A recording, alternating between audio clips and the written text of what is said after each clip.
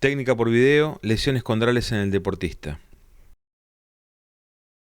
Los defectos condrales en la rodilla y el tobillo se encuentran asociados a múltiples factores, incluyendo el trauma directo del cartílago, producto de macrotraumatismos o microtraumatismos repetidos, lesiones en la articulación que alteran la biomecánica normal o deberse a enfermedades metabólicas o inflamatorias sistémicas.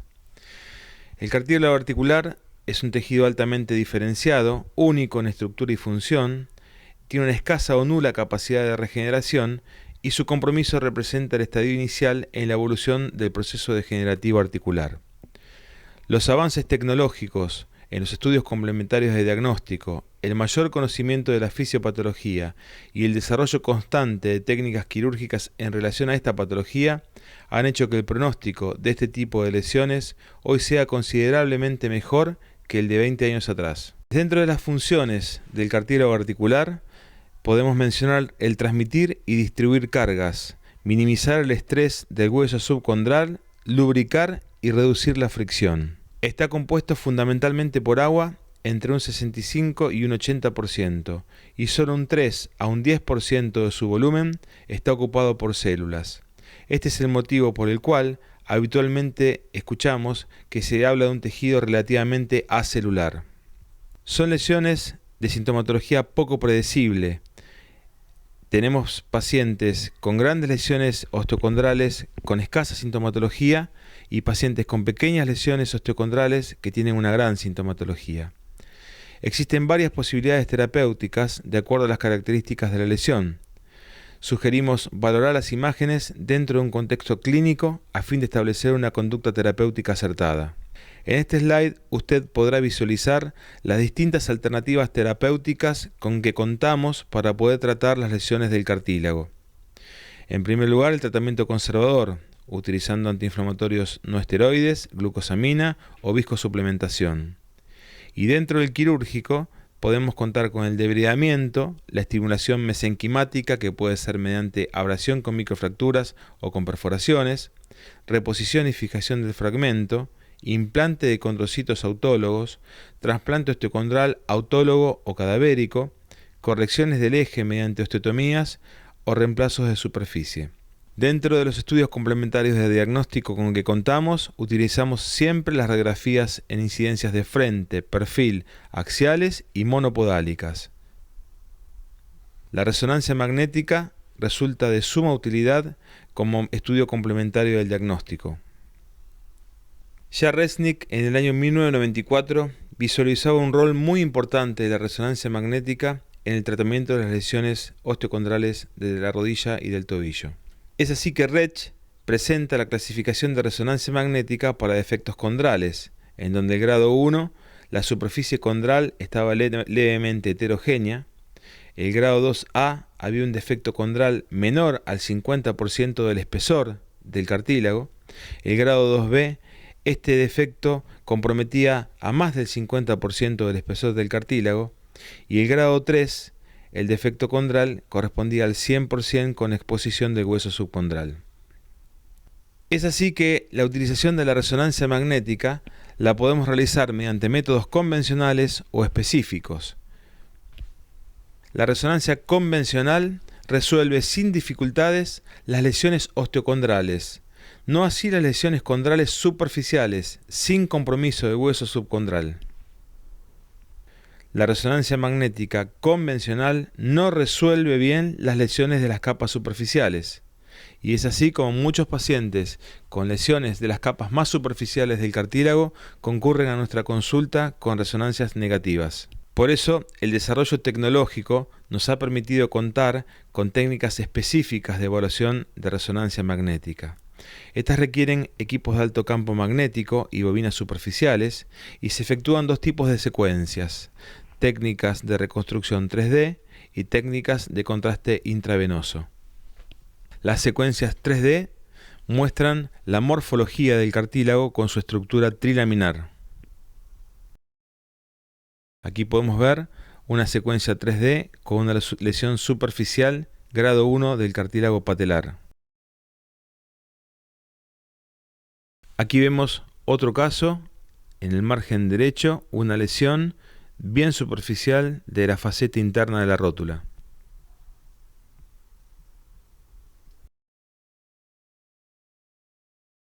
Aquí estamos viendo otra imagen de reconstrucción 3D en donde hay una lesión superficial grado 2A que compromete el 50% del espesor del cartílago de la tróclea femoral.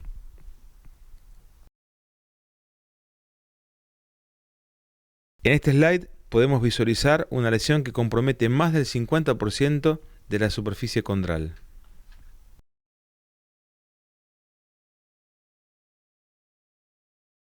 En esta imagen podemos ver una lesión del cóndilo femoral con compromiso grado 3 según la clasificación de Rech.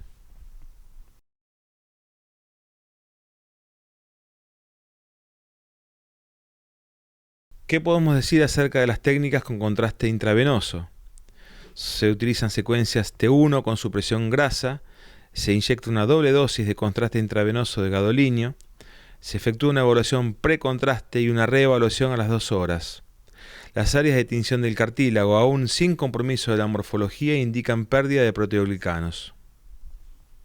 En esta técnica de contraste endovenoso se visualiza claramente una lesión condral del 100% del espesor del cartílago.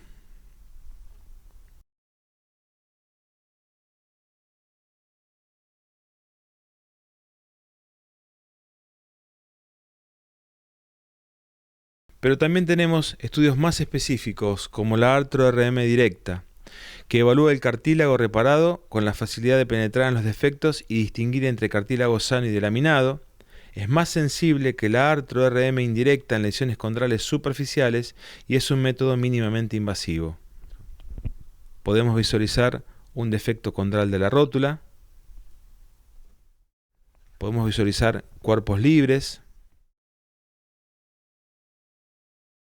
Y es de suma utilidad en los estudios complementarios de diagnóstico cuando queremos evaluar un injerto osteocondral sintético. Estos injertos osteocondrales tienen la particularidad de no evaluarse correctamente en los estudios convencionales, ya sea de tomografía o de resonancia magnética. Y la artroresonancia es un muy buen método para evaluar la integración de este tipo de injertos. Aquí podemos ver un injerto osteocondral en la tróclea femoral en donde no se visualiza una interfase radiolúcida y eso es señal de que el injerto está correctamente integrado.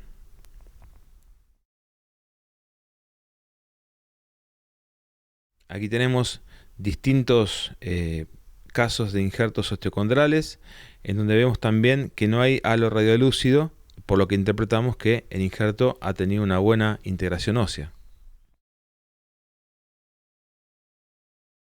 Pero así como hay una clasificación de resonancia, también hay una clasificación artroscópica para este tipo de lesiones condrales. Esta es la clasificación artroscópica de Outerbridge, en donde el grado 1 es el edema del cartílago, el grado 2 es la fibrilación, el grado 3 es la fragmentación y el grado 4 es el hueso expuesto. En cuanto al tratamiento de elección en las lesiones del cartílago en el deportista, debemos decir que no existe un tratamiento de elección que podamos repetir en todos los deportistas.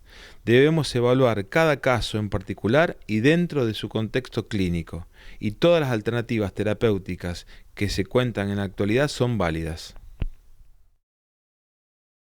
Comencemos a mencionar en breves palabras cada una de las técnicas descritas previamente. El debridamiento y lavado artroscópico está indicado en pacientes entre 40 y 60 años, con superficies lesionales extensas y en los cuales presentan radiografías con cambios artrósicos leves a moderados. La ventaja es que es una técnica rápida, económica y que el lavado por arrastre evita sinovitis por debris. Sin embargo, la desventaja que cuentan estas técnicas es que su evolución es impredecible y no detiene el progreso de la enfermedad. Observemos este caso. Es un jugador de fútbol profesional de 33 años de edad que sufre una lesión en el menisco externo y que como hallazgo asociado se encuentra en la artroscopía esta extensa lesión condral grado 3 de la tróclea femoral.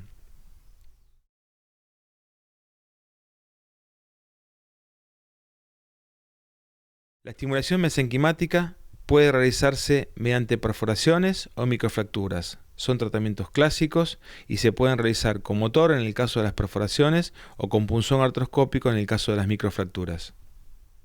Están indicadas en lesiones menores a 4 centímetros cuadrados. La ventaja es que son simples y de bajo costo, y la desventaja es que también la evolución no es predecible, dado que forma un fibrocartílago de baja resistencia. Observemos este trabajo presentado por Steadman en el año 1998. Se evaluaron dos grupos de pacientes, un grupo de alto rendimiento y un grupo de deportistas recreativos, y ambos fueron tratados con microfracturas. Los dos grupos mejoraron de manera similar el nivel sintomático y funcional de la rodilla a los 4 años de follow-up, pero sin embargo, al efectuar el second look del primer y del segundo grupo, este autor observó que el mayor porcentaje de lesiones completamente recubiertas se encontraba en atletas de alto rendimiento, y que una mayor cantidad de atletas de alto rendimiento regresaron más exitosamente al nivel deportivo previo. Este es otro trabajo presentado por Steadman en el año 2002, en donde evaluó a 223 pacientes tratados con microfracturas por lesiones condrales, con un seguimiento de 3 años, en donde este autor presenta que el 75% de estos pacientes mejoraban la sintomatología dolorosa. Observemos este caso. Se trata de un jugador de fútbol profesional, de 25 años de edad, que había sufrido la ruptura del ligamento cruzado anterior. Los estudios complementarios de diagnóstico no mostraban ninguna lesión de hueso subcondral, y al efectuar la artroscopía, además de la ruptura del ligamento cruzado anterior, presentaba una lesión condral grado 3-4 del cóndilo interno y una lesión incompleta del cuerno posterior del menisco interno. Como no habíamos sido preparados para otro tratamiento, decidimos efectuar microfracturas al cóndilo interno y una sutura meniscal al menisco interno, además de la plástica del ligamento cruzado anterior con tendón patelar.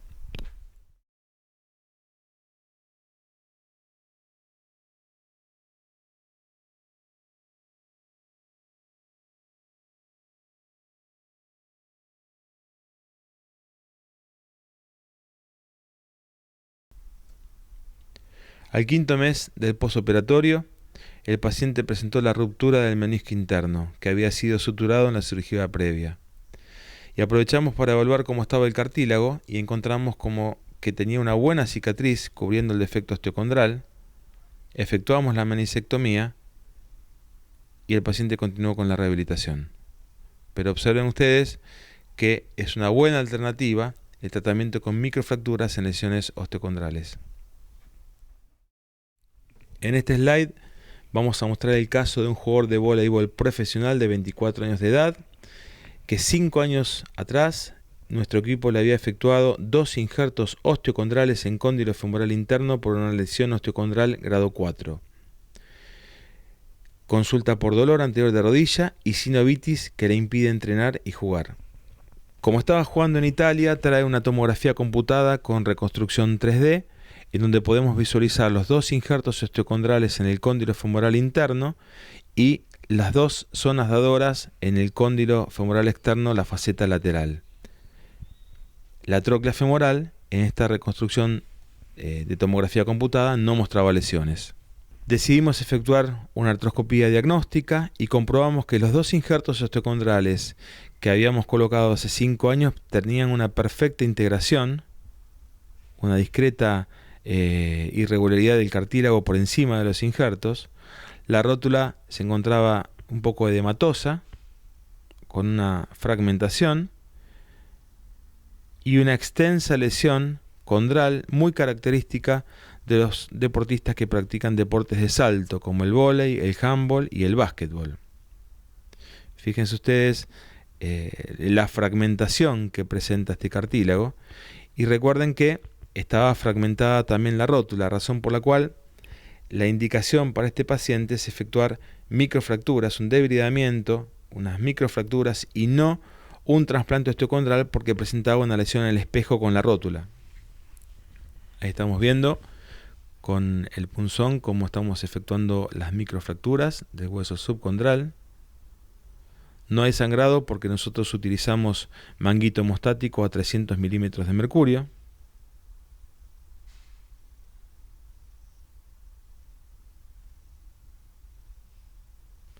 y tratamos de perforar toda la superficie lesional para intentar que ésta se recubra de un fibrocartílago tipo 2.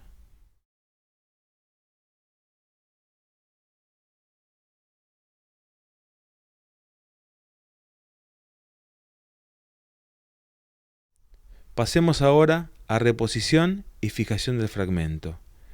Está indicado en lesiones agudas y fundamentalmente en pacientes jóvenes.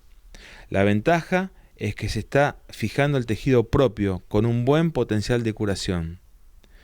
Pero la desventaja es que se puede fracturar el fragmento cuando lo estamos reposicionando, y en jugadores profesionales puede ser un poco difícil de evaluar los estudios complementarios de diagnóstico, sobre todo cuando hay una venta al exterior, dado que muchas veces permanece un halo radiolúcido fijado por las clavijas que puede hacer dudar si esa lesión está inestable o está estable. Bueno, aquí estamos viendo la técnica quirúrgica que comienza por la inspección de la articulación. Muchas veces tenemos lesiones que no están completamente delimitadas y nosotros debemos tratar de, con el palpador, ir delimitando e ir marcando la extensión real de la lesión. Fíjense cómo se abre el fragmento y está cubierto de un tejido fibrocartilaginoso tanto en la superficie articular del fragmento como en la superficie del cóndilo. Este tejido fibroso hay que resecarlo con cureta para poder después efectuar la fijación.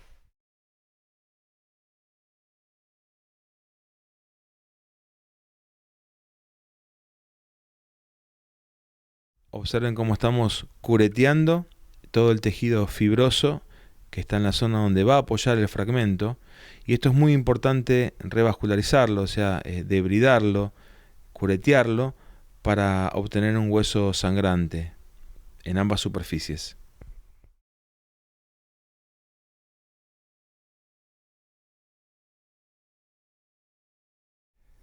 También lo que hacemos muchas veces es efectuar algunas perforaciones para estimular el sangrado del hueso subcondral antes de apoyar el fragmento y colocar las clavijas.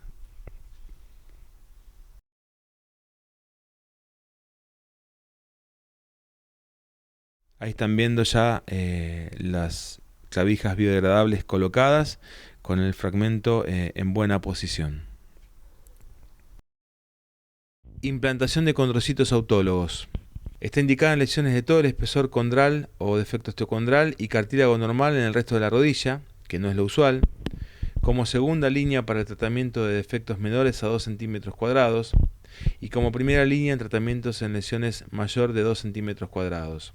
Las contraindicaciones que tiene son las lesiones en beso, osteoartritis severa, artritis reumatoidea, enfermedades autoinmunes y enfermedades malignas.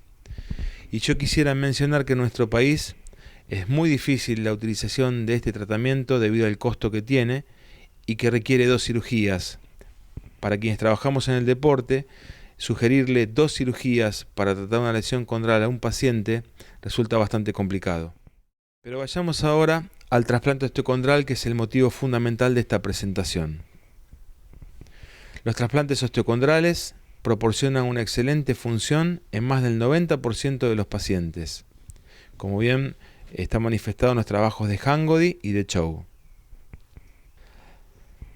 La indicación fundamental es en lesiones menores a 2 centímetros cuadrados, con o sin compromiso del hueso subcondral, o sea, lesiones grado 3, lesiones grado 4. Está contraindicada en pacientes con inestabilidades, menisectomías previas y o desejes, y no está sugerida en pacientes mayores de 45 a 50 años.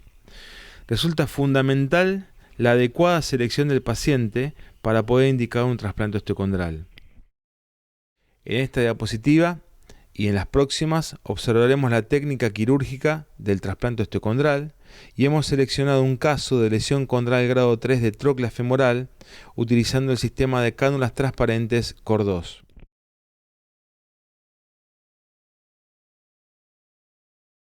Como en todo procedimiento artroscópico, ya sea para tratar una lesión osteocondral, una lesión meniscal o una lesión ligamentaria, existen algunos puntos que nosotros marcamos con mucho rigor antes de comenzar la cirugía.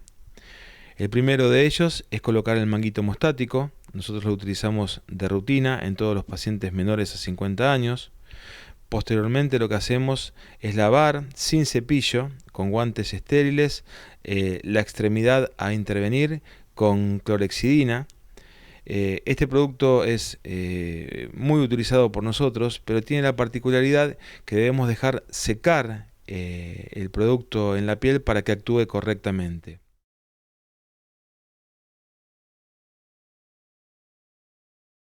En tercera instancia, lo que hacemos es pintar con Pervinox toda la extremidad a operar.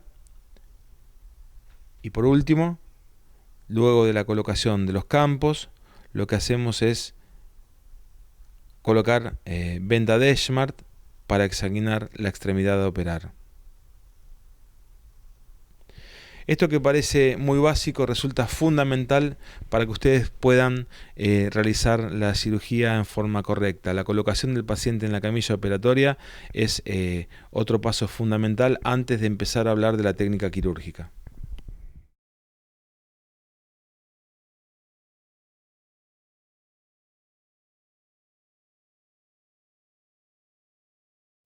El primer paso a efectuar en la artroscopía es reconocer la lesión, más allá del tratamiento que nosotros decidamos instaurar en cada paciente. Debemos explorar el compartimento interno, evaluar el ligamento cruzado anterior, el compartimento externo y evaluar la articulación paterofemoral. Con palpador debemos delimitar para tener una idea del tamaño de la lesión y una vez efectuado esto poder decidir qué tratamiento o qué técnica implementar en cada paciente. Una vez que identificamos la lesión, en este caso una lesión de la tróclea femoral, lo que aconsejamos es resecar todo resto de cartílago inestable antes de medir el diámetro de la lesión. Esto resulta de buena práctica para poder medir exactamente cuál va a ser el diámetro del injerto que deberemos tomar.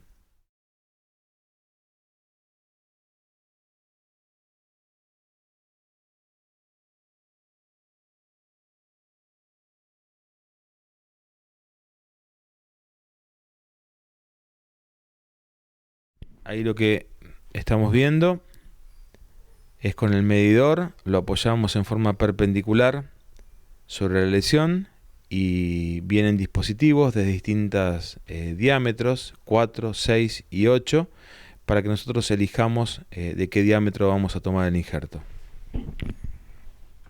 Debemos realizar maniobras de flexo-extensión de rodilla para evaluar cuál es la mejor posición para la toma del mismo. Recordemos que la toma del injerto debe efectuarse en 90 grados de angulación para que no salga un injerto chanfleado. En este slide lo que estamos viendo es el labrado de la zona receptora. De acuerdo al tamaño que presenta la lesión condral u osteocondral, podremos efectuar un injerto único, o dos injertos o una mosaicoplastia. En este caso, el tamaño daba para poder efectuar dos injertos osteocondrales de 6 milímetros y como podemos ver en los videos, se efectúa primero el orificio más proximal y en segunda instancia el orificio distal, tratando de que sea de no menos de 12 milímetros de profundidad.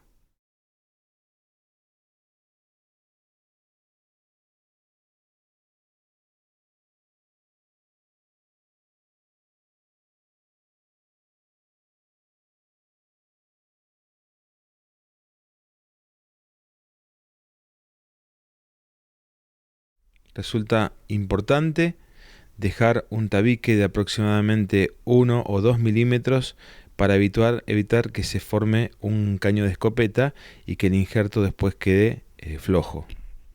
En cuanto a la toma del injerto, tenemos dos opciones. Podemos tomar el o los injertos desde el intercóndilo o lo podemos tomar desde la faceta lateral del cóndilo femoral externo. Lo podemos hacer por artroscopía o también se puede hacer por artrotomía en este último caso. Resulta fundamental la colocación de la trefina en forma perpendicular a la superficie articular. De esta forma tendremos un taco congruente y paralelo en los dos extremos, mientras que si colocamos la trefina en forma oblicua, cuando coloquemos el injerto osteocondral va a quedar sobrelevado de un lado y hundido en la zona receptora del otro. Es importante efectuar movimientos en todas las direcciones de rotación, de traslación y de lateralización con la trefina para poder desprender completamente el injerto osteocondral cuando lo estamos sacando. El injerto queda, como ustedes pueden ver, dentro del dispositivo. En este momento la instrumentadora debe preparar el injerto que tomamos de la zona dadora, debe colocarlo dentro de la cánula transparente y transportarlo hacia el campo operatorio.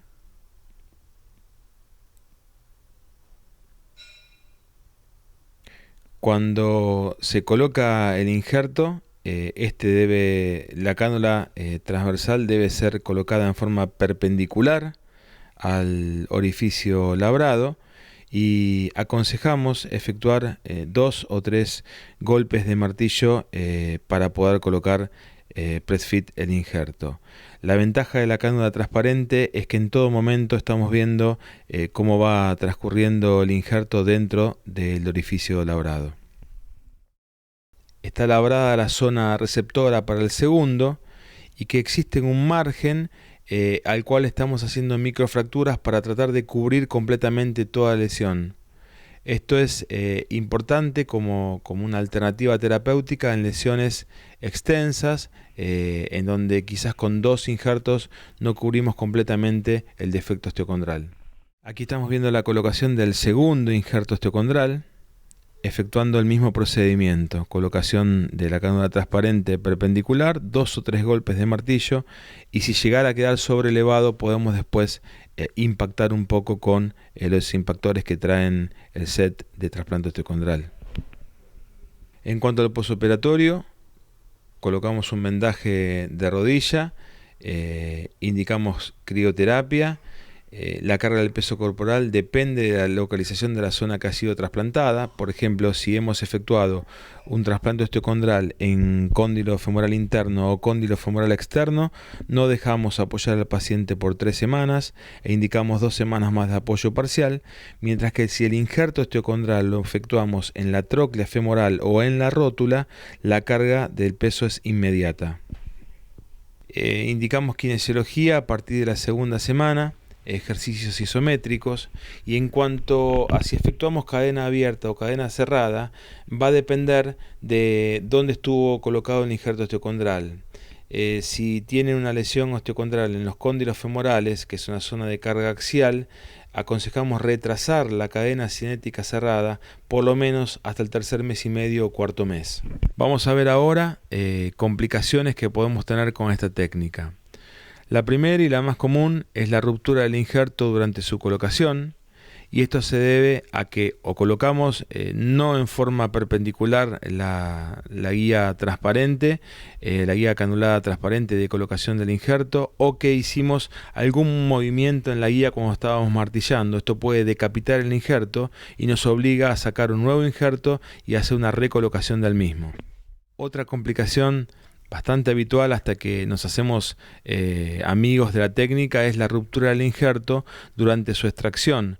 Por eso aconsejábamos los movimientos laterales y los movimientos rotatorios para poder sacar el injerto en forma completa. Fíjense en esta diapositiva, un injerto, el de arriba, que está sacado correctamente, y un injerto, el de abajo, que se partió y que quedó la mitad del taco óseo dentro del túnel.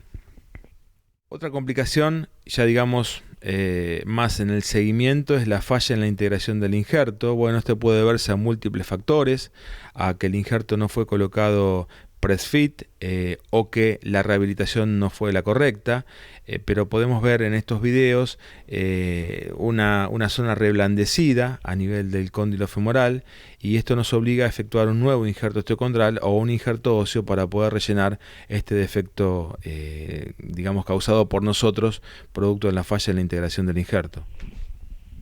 Otra complicación puede ser la decapitación del injerto durante la rehabilitación. Por eso mencionaba que debemos ser muy claros con el kinesiólogo acerca de qué le hicimos al paciente, debemos ser muy precisos para que el kinesiólogo tenga elementos suficientes para poder determinar qué ejercicios realiza en la rehabilitación del paciente. En este caso podemos visualizar un injerto osteocondral que fue decapitado y que debimos efectuar un second look artroscópico al tercer mes del posoperatorio. Otras complicaciones son las que ustedes ya conocen: hemartrosis, infección o tracking patelofemoral durante los primeros 3 a 4 meses de la rehabilitación, y eso es producto a que el cuádriceps todavía no ha sido correctamente rehabilitado y por lo tanto pueden presentar tracking. Con respecto a las correcciones del eje, no es tema de esta presentación, simplemente mencionarlas, dado que no aconsejamos efectuar un trasplante osteocondral en pacientes que tienen una alteración del eje en varo o en valgo. Esto es válido mencionarlo porque muchas veces encontramos pacientes que se les ha efectuado un trasplante osteocondral, que tenían una meniscectomía previa, que tenían un deseje en varo, y bueno, si van a hacer un trasplante osteocondral en estos pacientes, aconsejamos también corregir el eje del miembro inferior, ya sea mediante una osteotomía tibial o femoral, de acuerdo si es un varo o un valgo. 2 palabras con respecto a los reemplazos de superficie. Los mismos han tenido un auge en estos últimos 2 o 3 años, con muy buenos resultados, y quizás sería la técnica a elegir en aquellos pacientes que tienen meniscectomías previas, pero también deben tener un eje normal. Puede efectuarse a cielo abierto o artroscópico y los resultados preliminares son bastante buenos. Como conclusión, podríamos decir que existen varias alternativas que deben ser tenidas en cuenta cuando afrontamos el tratamiento de una lesión condral u osteocondral. En el deportista no deben crearse falsas expectativas, ¿sí? No todos recuperan su nivel previo a la lesión y no debemos realizar el mismo tratamiento para todos los pacientes. Recordar que en lesiones extensas y en espejo nos inclinamos por las microfracturas o por las perforaciones, generalmente en lesiones mayores a 20 milímetros cuadrados, que en lesiones menores de 20 milímetros cuadrados y en rodillas normoalineadas con menisco indemne optamos por el trasplante osteocondral, y que en lesiones menores de 2 centímetros cuadrados con meniscectomías previas nos inclinamos por reemplazos de superficie.